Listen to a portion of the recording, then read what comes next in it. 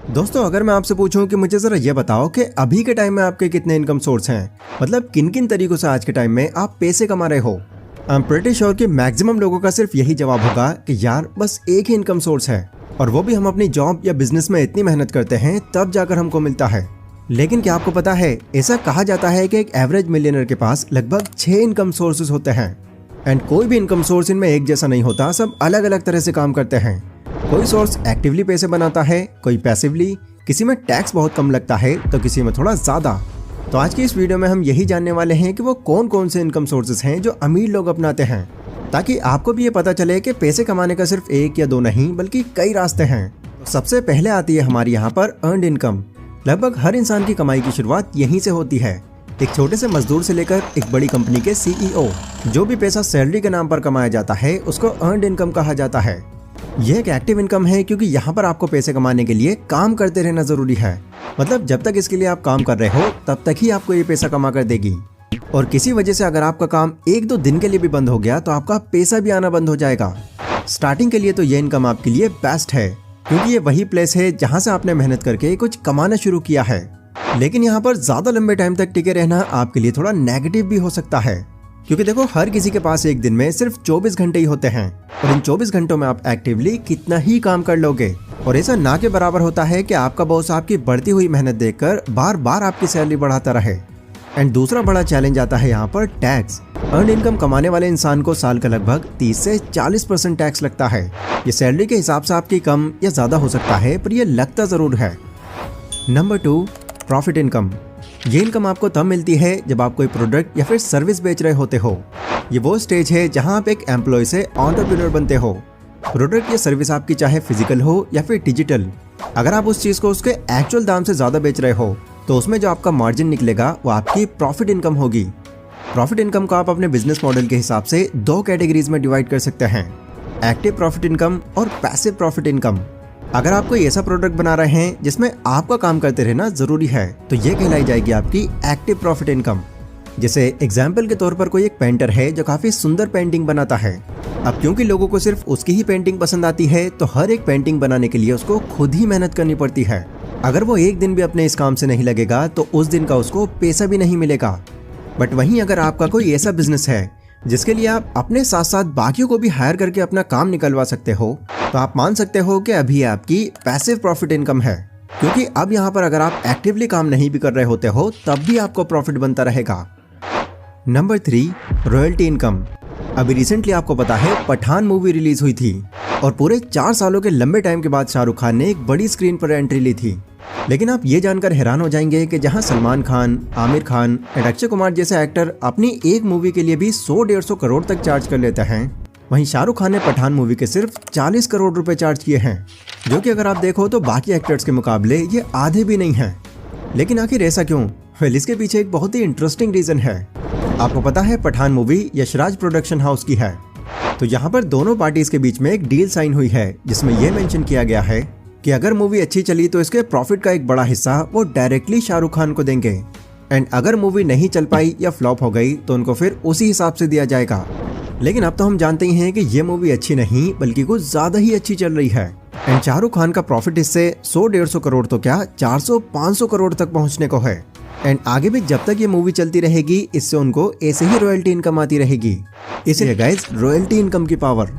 छोटे स्केल पर अगर आप देखो तो रॉयल्टी इनकम का एक और एग्जांपल एक यूट्यूब चैनल भी है, जिसमें वीडियोस एक बार अपलोड करने के बाद आगे जब तक भी वो वीडियो चलती रहेगी उसमें उनकी इनकम बनती रहेगी।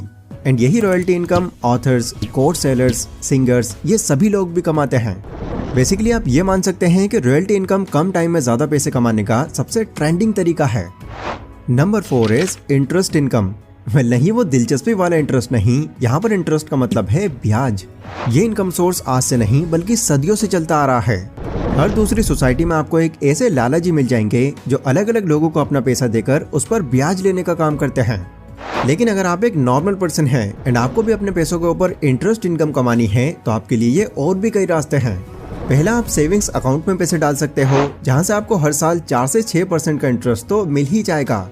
दूसरा, अपने पैसे की आप एफडी करा सकते हो, एंड तीसरा, किसी कंपनी के अंदर आप एज ए बॉन्ड भी पैसे लगा सकते हो। ये तरीके लगभग पूरी तरह से सेफ हैं और आपको यहाँ से लगातार इंटरेस्ट भी मिलता रहेगा। बट एक डिफरेंट चीज यहाँ पर यह है कि यहाँ पर आपको अपने पैसों पर कुछ बहुत बड़ा प्रॉफिट नहीं मिलने वाला। मतलब बैंक के अंदर अगर आप 1 साल के लिए 1 लाख की FD कराते हो तो 5 या 6% के हिसाब से आपको अपने 1 लाख पर 5 से 6 हज़ार का ही इंटरेस्ट मिलेगा, जो बाकी प्रॉफिटेबल चीज़ों से कंपेयर किया जाए तो ये बहुत कम है। बट ये इनकम इंटरेस्टिंग इसलिए है क्योंकि यहाँ से आपको पैसे बनाने के लिए कुछ करने की ज़रूरत नहीं पड़ती। Number 5, dividend income. अगर किसी कंपनी का आप एक छोटा सा भी शेयर ले लेते हो तो अब आप उस कंपनी के एक शेयर होल्डर कहलाए जाओगे। आगे चलकर जब भी वो कंपनी प्रॉफिट में आती है तो इससे आपको भी कुछ पैसे वो डिविडेंड के तौर पर देती है। इन सिंपल वर्ड्स आप ये मान सकते हैं कि जब भी आपकी इन्वेस्ट की हुई कंपनी को कोई प्रॉफिट होता है तो उस प्रॉफिट का कुछ पार्ट आपको भी दिया जाता है, क्योंकि आप भी उस कंपनी में हिस्सा रखते हो। यहाँ पर आपकी डिविडेंड से कितनी कमाई होती है ये इस बात पर डिपेंड करता है कि आपके पास उस कंपनी के शेयर्स कितने हैं। अगर आप ज्यादा शेयर्स कंपनी के होल्ड करते हो तो ऑब्वियसली आपको डिविडेंड भी ज्यादा मिलेगा।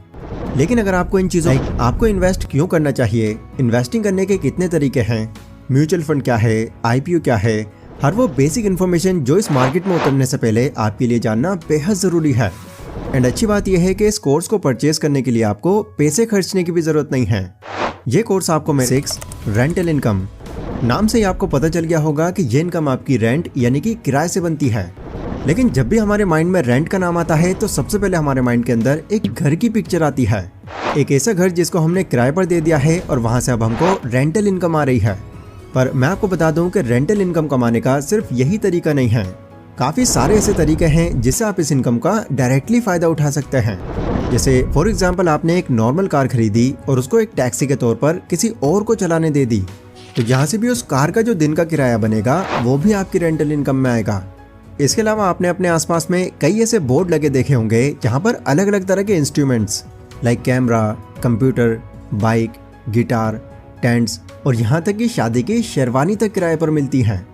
अर्निंग करने का ये सोर्स भी आपके लिए बहुत फायदेमंद है, क्योंकि इसमें भी आपको पैसे बनाने के लिए खुद मेहनत करने की जरूरत नहीं है।